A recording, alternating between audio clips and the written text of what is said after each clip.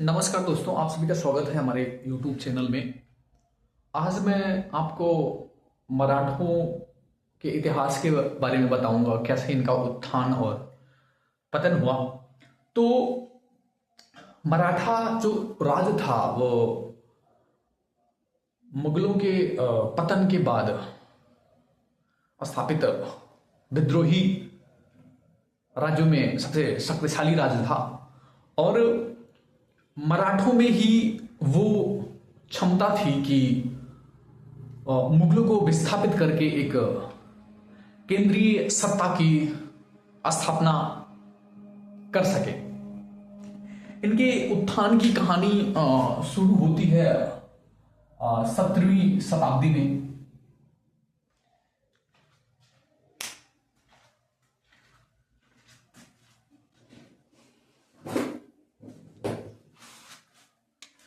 हाँ, इनके उत्थान की कहानी जो शुरू होती है वो 17वीं शताब्दी में शुरू होती है, एक छोटे से राज्य के रूप में।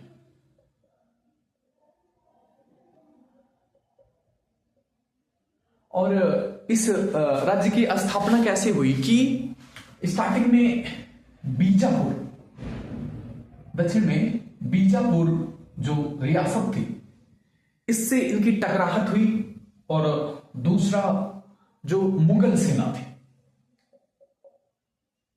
इनसे टकराहट ने इनके अंदर एक देशभक्ति की भावना आई, एक क्षेत्रीयता की भावना आई, जिससे इन्हें एक राज्य स्थापित करने का मार्ग प्रशस्त किया।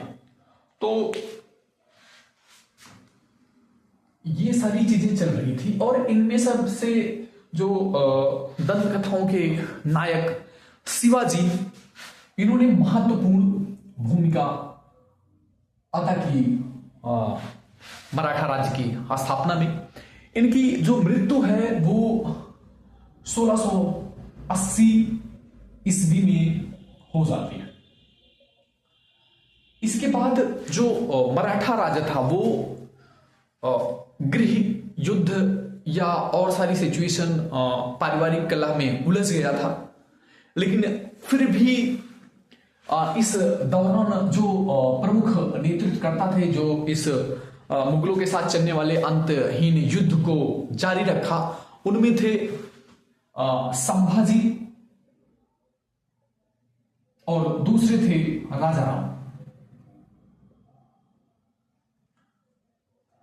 संभाजी की मृत्यु जो है वो 1680 ईस्वी में हो जाती है और जो राजा राम है, इनकी मृत्यु जो है वो 1699 ईस्वी में हो जाती है। इसके बाद जो परिस्थितियां हैं वो काफी बदल जाती हैं, क्योंकि इसके बाद ताराबाई अपने छोटे से पुत्र शिवाजी द्वितीय के साथ जो है संघर्ष जारी रखती हैं। लेकिन तब तक क्या होता है कि परिस्थितियां पूरी तरह से बदल गई होती हैं। 1705 में क्या होता है, परिस्थितियां बदलती हैं और औरंगजेब जो है कई सारे किलों पर कब्जा कर लेता है। हालांकि ये जो परिस्थितियां थी कुछ ही समय के लिए, फिर उल्टा ही मुगलों के समक्ष ये चुनौती साबित हो जाती है, क्योंकि 1707 में औरंगजेब की मृत्यु हो जाती है और लगभग जो 40 वर्षों तक औरंगजेब की दक्कन की नीति थी, जो उसे मराठों को कंट्रोल करने का प्रयास किया, वो अपना 40 वर्ष दक्कन में बिताने के बाद भी वो मराठों को अपने कंट्रोल में ले नहीं पाया। मराठा अभी भी उसके लिए एक सरदर्द बने हुए थे और आखिरकार मराठों ने उसका पीछा उसकी मृत्यु के बाद ही छोड़ा। तो 1707 में औरंगजेब की मृत्यु हो जाती है। लेकिन अब ये वो टाइम होता है कि मराठे एक बार फिर अपने ही पारिवारिक कलह में उलझ जाते हैं। जैसे गृह युद्ध वाला टाइम कहा जाता है।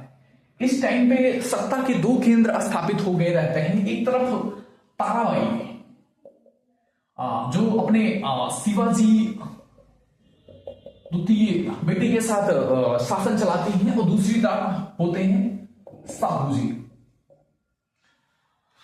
इन दोनों में सत्ता की लड़ाई चलती रहती है। उस टाइम के जो जमींदार और मिराजदार या कई सारे सरदेश मुक्त वो सिचुएशन के अनुसार कभी इनका पक्ष लेते, कभी इनका पक्ष लेते। हालांकि साहू जी को बालाजी विश्वनाथ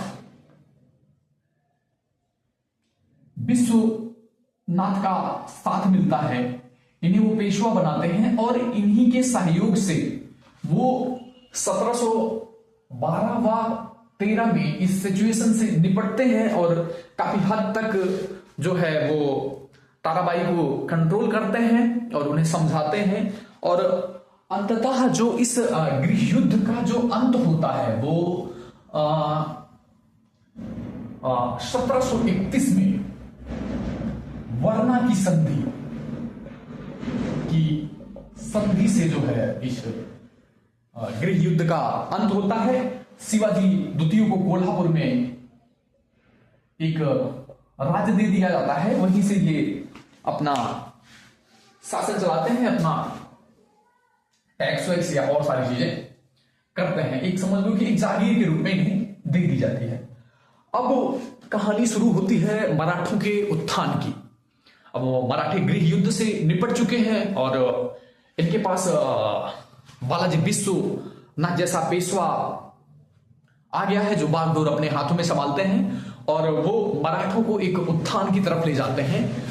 इसका पहला पीक पॉइंट आता है 1719 में, जब मराठे मुगल गद्दी पर एक कठपुतली नवाब बैठाते हैं और उससे जो है कई सारी राजाज्ञाओं पर या कई सारी अपनी मांगों पर अनुमोदन प्राप्त करते हैं। और जो ये कठपुतली सम्राट था ये इन्हें राजा के रूप में मान्यता देता है और चौथो व सरदेश मुखी वसूलने का अधिकार देता है।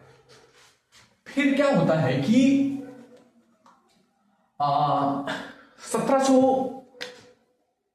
1720 में बालाजी विश्वनाथ की मृत्यु हो जाती है।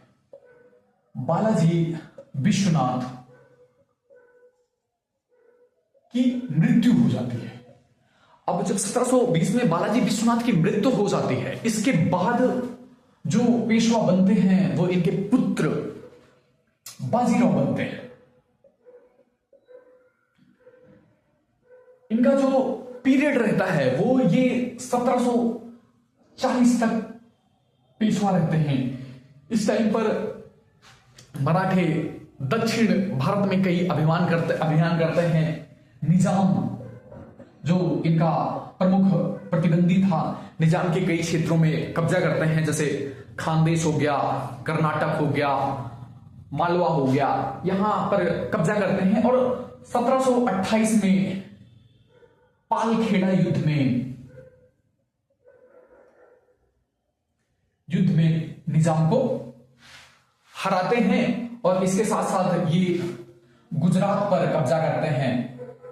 गुजरात में ऐसी सिचुएशन हो गई थी, जो शहरी कस्बा था उस पे तो मुगलों का नियंत्रण था, लेकिन जो गांव कस्बा था वहां पे टैक्स वसूलने का काम जो है वो मराठा करते थे। इस वजह से इस दौरान देखो कि जो सूरत का प्रमुख बंदरगाह था वहां पे व्यापार में थोड़ा बहुत गिरावट आती है।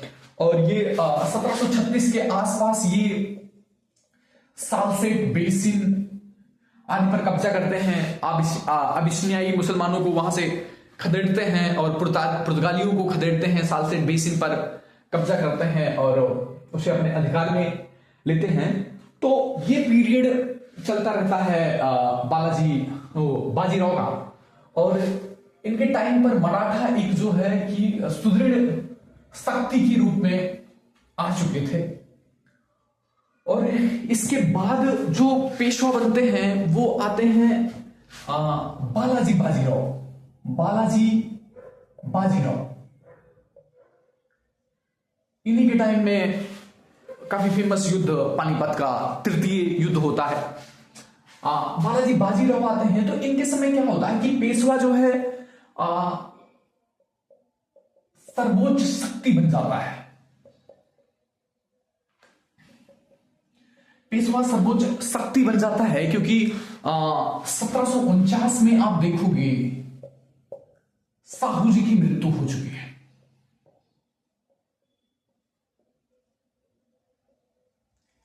1749 में साहू जी की मृत्यु हो चुकी है। और बालाजी बाजीराव को एक नाम से और जाना जाता है जिसे हम नाना साहब कहते हैं। इस टाइम तक मराठे उत्तर भारत की एक प्रमुख शक्ति के रूप में स्थापित हो चुके हैं। एक बहुत बड़ा एरिया इनके अंडर में आ चुका है। इनमें वो सारी काबिलियत आ चुकी है कि ये एक केंद्रीय सत्ता, एक मुगलों को विस्थापित करते एक साम्राज्य की स्थापना कर सके। हालांकि इस दिशा में इन्होंने कदम नहीं उठाया। ये इसका जो सबसे बड़ा रीजन था, इन्होंने कब्जा तो किया लेकिन जो प्रशासनिक या और चीजें सुधारनी थी इन्होंने उस पर वर्क नहीं किया।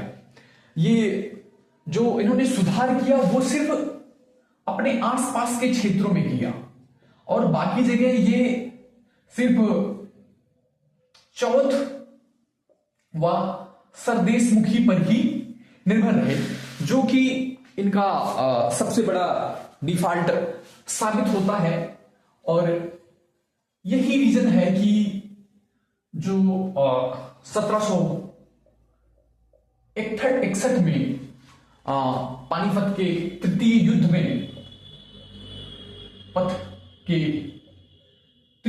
में एक अफगानी शासक अहमद शाह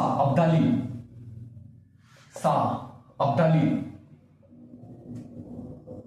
इनके सपनों पर चोट करता है। और हालांकि अब्दाली के भी सेना में बहुत सारी अव्यवस्थाएं थे, उसमें भी समस्याएं थी, लेकिन अब्दाली का पानीपत में विजय होने का जो सबसे बड़ा रीजन था कि मराठों का जो यहां की स्थानीय शक्तियां थी उन्होंने साथ नहीं दिया। उन्होंने साथ किसका दिया? साथ दिया अहमद शाह अब्दाली का। इसमें रोहिल्ला सरदार थे और अवध का नवाब सुजाउद्दौला, जो कि अब्दाली से जा मिलता है और जिसकी वजह से मराठों की हार होती।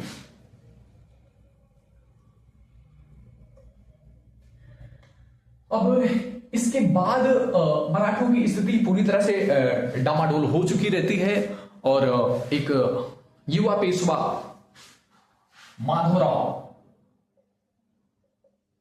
इस स्थिति को सुधारने का प्रयास करता है, लेकिन कुछ स्वास्थ्य के कारणों से 1772 में इसकी मृत्यु हो जाती है।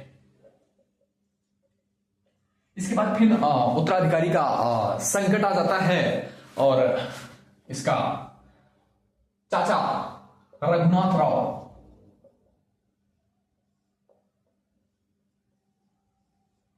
पेशवा की गद्दी की लालच में अपने ही राज्य के साथ गद्दारी कर बैठता है और अंग्रेजों से जाकर बेसिन की संधि कर लेता है।